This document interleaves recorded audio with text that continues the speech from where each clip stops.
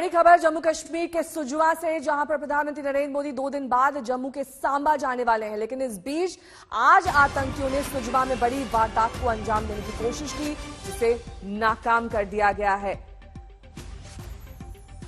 हालांकि एनकाउंटर में सीआईएसएफ का एक जवान भी शहीद हुआ है। 10 जवान जख्मी बताए जा रहे हैं। माना जा रहा है कि मारे गए आतंकी विदेशी हैं। सुजवा में एनकाउंटर बीती रात ही शुरू हुआ था और इस बीच सूत्रों के मुताबिक सुबह लगभग 4:30 बजे चड्ढा कैंप के पास सीआईएसएफ की बस पर आतंकियों ने हमला किया। जब सीआईएसएफ ने पलटवार किया तो आतंकी भाग निकले, लेकिन करीब 4 घंटे मुठभेड़ के बाद 2 आतंकियों को ढेर कर दिया गया है। एक जवान इस बीच शहीद हुआ और 10 जवान जख्मी हुए हैं। यानी कि बड़ी कार्रवाई सीआईएसएफ की ओर से। सुनील जी भट्ट मेरे सहयोगी इस वक्त तमाम जानकारी के साथ जुड़ गए हैं। सुनील, इस पूरे एनकाउंटर में 2 आतंकियों को ढेर किया गया है, लेकिन कुल कितने आतंकी इसमें शामिल थे? ये जो पूरी वारदात हम सुबह 4:30 बजे की सुन रहे हैं, इसमें कितने आतंकी थे? जी नेहा, मैं आपको बता दूं, और एनकाउंटर जो है वो समाप्त हो चुका है। दोनों आतंकवादियों को ढेर कर दिया गया है और अभी थोड़ी देर पहले मैंने एक्सक्लूसिव बातचीत की है जम्मू जोन के अतिरिक्त पुलिस महानिरीक्षक मुकेश सिंह, जो कि कल देर रात से स्वयं इस ऑपरेशन को मॉनिटर कर रहे थे।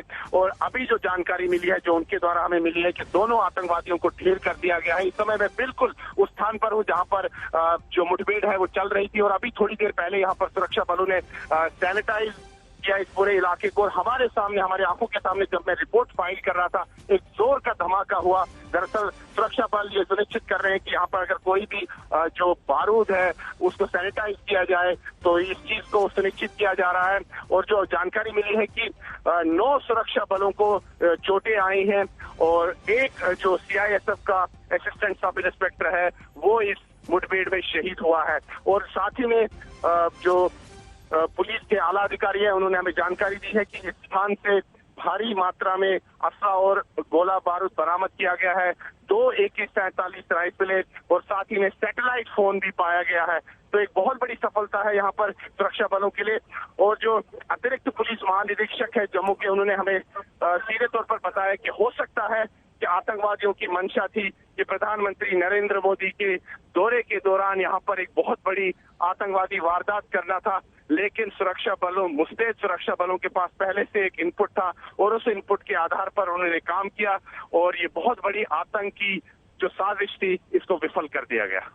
इनका विदेशी कनेक्शन बताया जा रहा है आतंकियों का, उस बारे में क्या जानकारी है सुनील? जी बिल्कुल बिल्कुल, जो मैंने बातचीत की उसमें मैंने उनसे पूछा कि आतंकवादी क्या किस आतंकी संगठन से थे और क्या विदेशी। उन्होंने बोला कि अभी जो प्राइमा फेस है, जो प्राथमिक जो जांच है, उसके अनुसार लगता है कि दोनों पाकिस्तानी आतंकवादी थे और हो सकता है ये लश्कर के हों या जैश के हों। अब ये जांच का विषय है।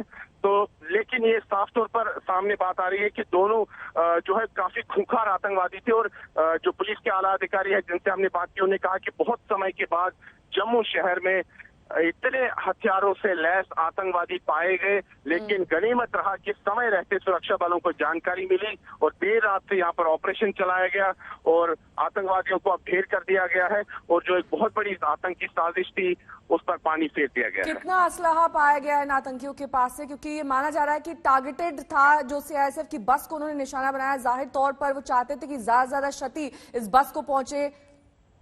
जी बिल्कुल, दरअसल ये जो संयुक्त ऑपरेशन चला, इसमें सीआईएसएफ भी शामिल थी, सीआरपीएफ भी शामिल थी और जम्मू कश्मीर पुलिस भी शामिल था। तो कल देर रात जैसे ऑपरेशन चलता है, अचानक जो बस में जो गश्त मार रही थी यहाँ पर सीआईएसएफ की टीम, उन पर गोलियों से हमला हुआ और जिसमें कई सुरक्षाकर्मी घायल हुए।